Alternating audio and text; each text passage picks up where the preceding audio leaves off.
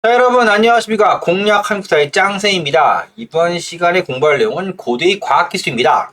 자, 우리 공략 한국사 교재 206페이지고요. 여러분 미리 말씀드리겠지만 여기는 출제 빈도가 높은 단어는 아니에요. 그리고 문제가 나오더라도 이 천문학 중심으로 좀 나오고 난이도가 아주 높은 편도 아닙니다. 그래서 여기는 비교적 가볍게 정리하고 넘어가시더라도 크게 문제는 없을 거예요. 그냥 보겠습니다. 자, 천문학이다. 자, 과학기술 계승 발전입니다. 우리 민족은 청동기 시대 과학기술 분야에서 우수한 재능을 발휘했다.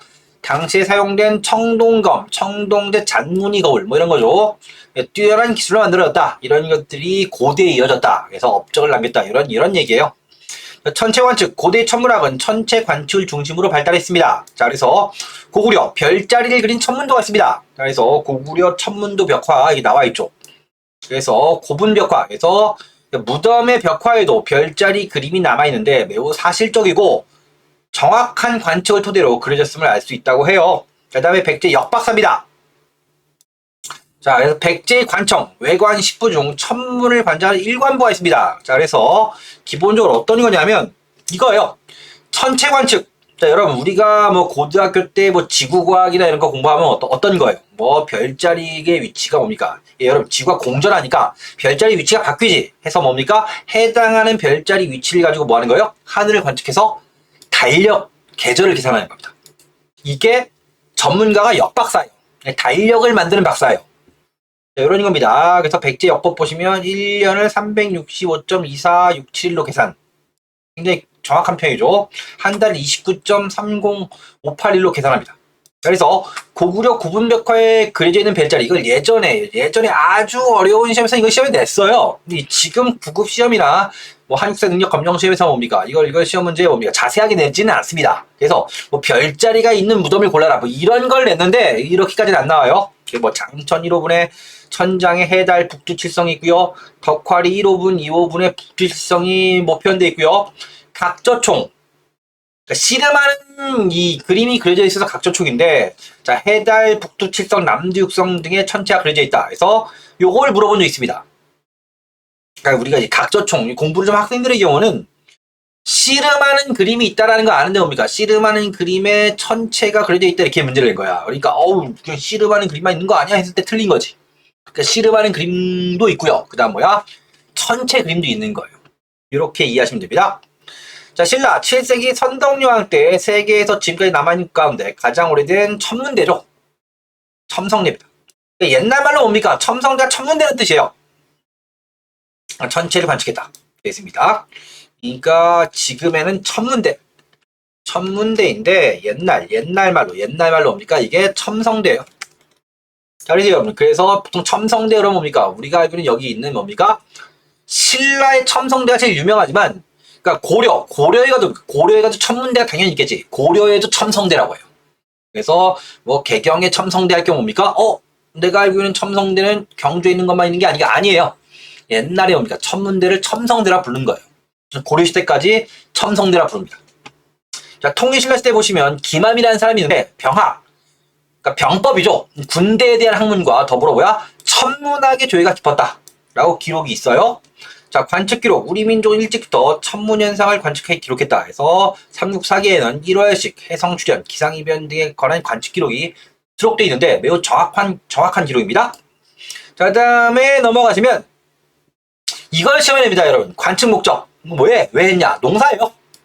그러니까 여러분, 철을 알아야지, 그러니까 씨를 뿌릴 철이 정확한지 언제인지 알아야죠, 여러분. 농사를 지을 수 있죠.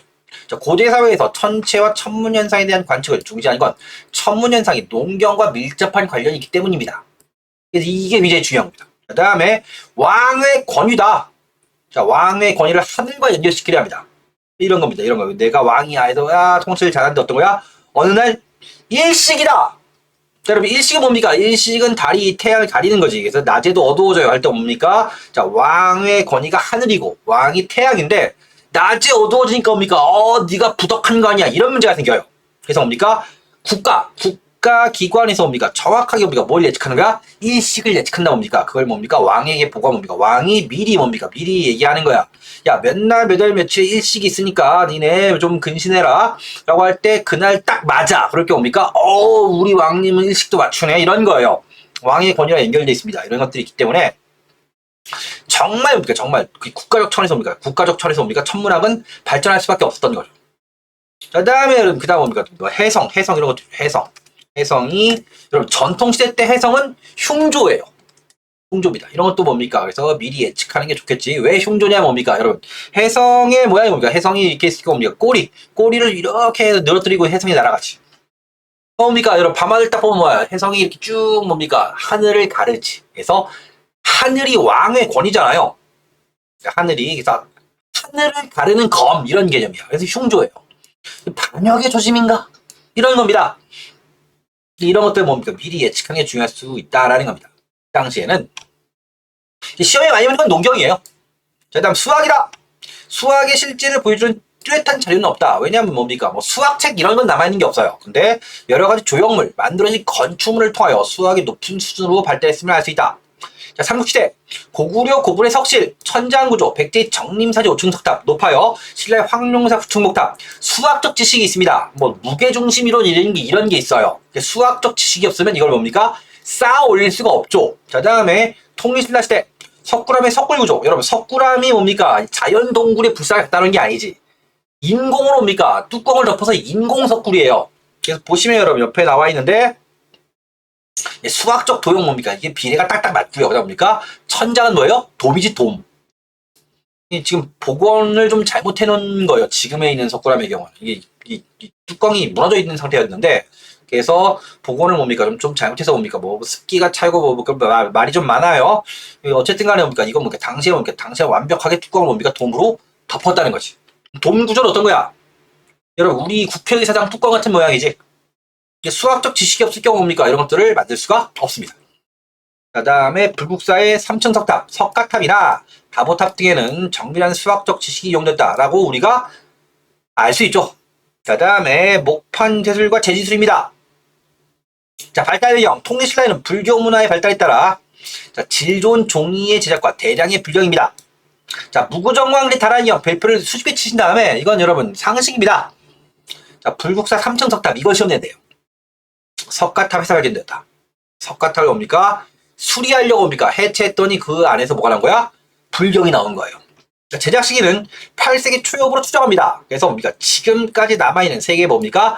최고의 목판 인쇄물 어떤 거예요? 책을 만들 때 여러분 손으로 쓰는 경우가 있거든. 뭡니까? 나무를 깎아서 떡 찍어냈는데 지금 남아있는 것 중에 뭐야? 세계에서 가장 오래된 뭡니까? 나무로 찍어낸 인쇄물입니다. 이건 당연히 시험에 나와요. 참고로 뭡니까? 세계 최고. 그래서 최고의 목판 인쇄는 뭡니까? 무구정광대 다란이 경이고요. 자, 다음 뭡니까? 세계 최고의 금속 활자 인쇄본은 뭐예요? 직지심체요절이죠. 고려시대입니다. 이거 다 우리나라 거예요. 자, 그래서 보시면 그 다음에 보시면 뭐 기타.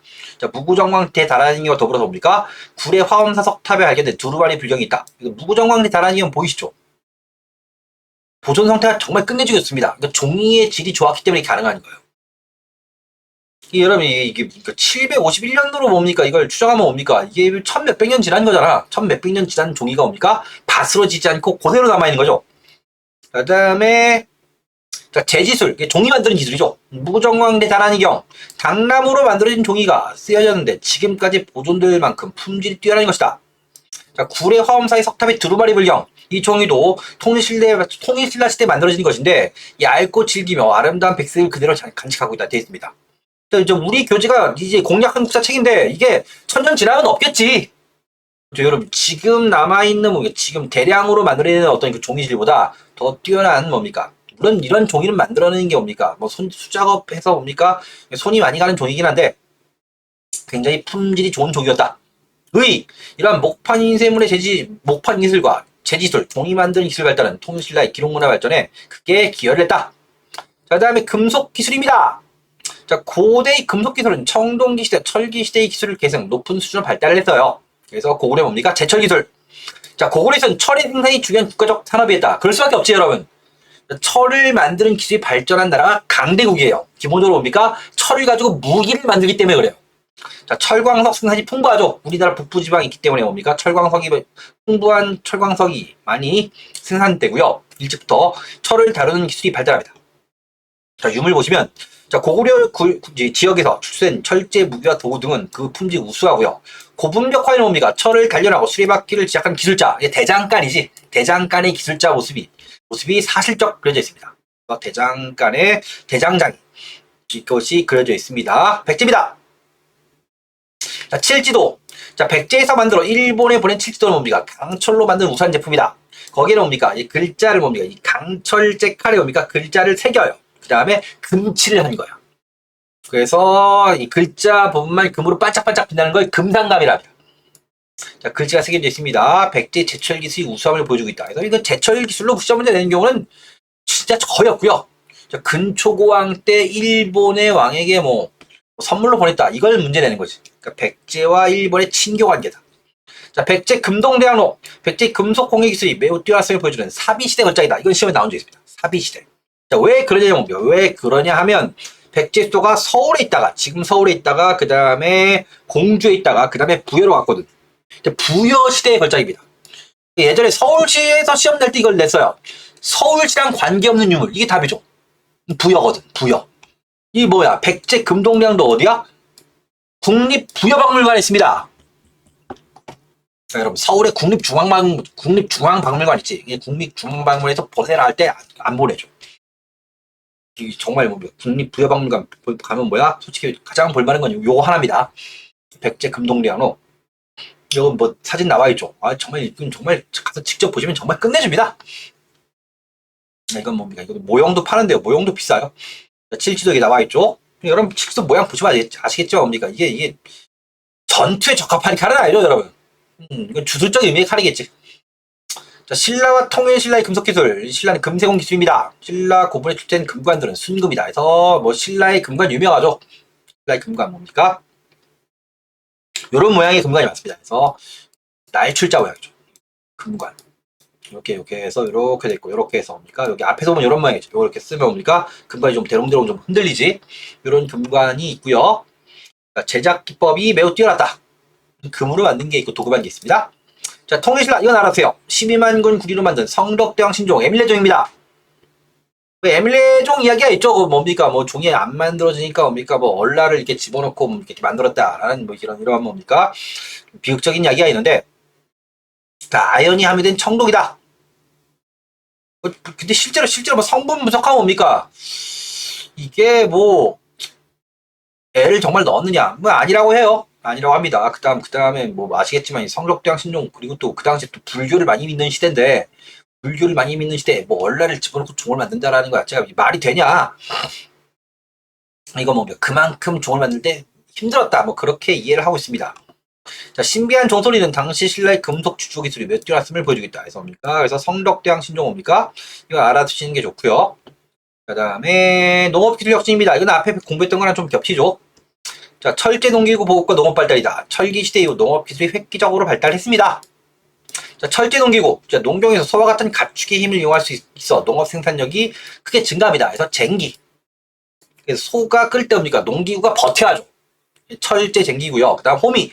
자, 제초 작업뿐 아니라 모종, 속기, 미랑가리 등에 이용됩니다. 이 보습이 쟁기예요.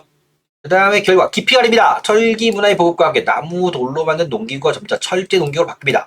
더 기피가리로 지력을 회복하고 잡초를 제거하는 효과를 볼 수 있다. 자, 농업 생산력은 당연히 늘었겠죠. 중앙집권적 귀족 국가로 발전하는 중요한 경제적 기반이 됩니다. 자, 한계.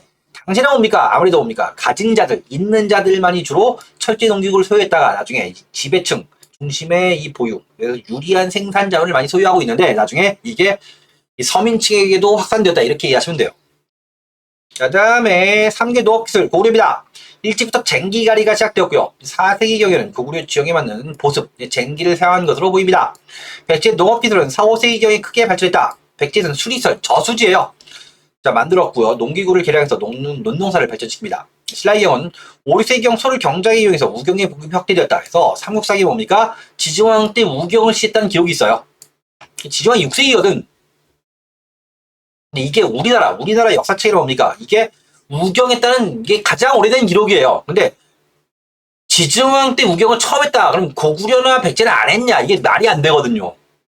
이게 좀 너무 좀 늦기 때문에 그 이전에 우경은 있는데 내 지증왕 때 이걸 본격적으로 좀 넓히려고 했다. 이렇게 이해하는 경향이 좀 무세합니다. 자, 신라정부가 본격적으로 보급한 정책이다. 그래서 3개 농업공개 기록 나와 있으니까 한번 보시고요. 그래서 여기까지 뭡니까? 고대의 과학기술 공부를 한번 좀 정리를 해봤습니다.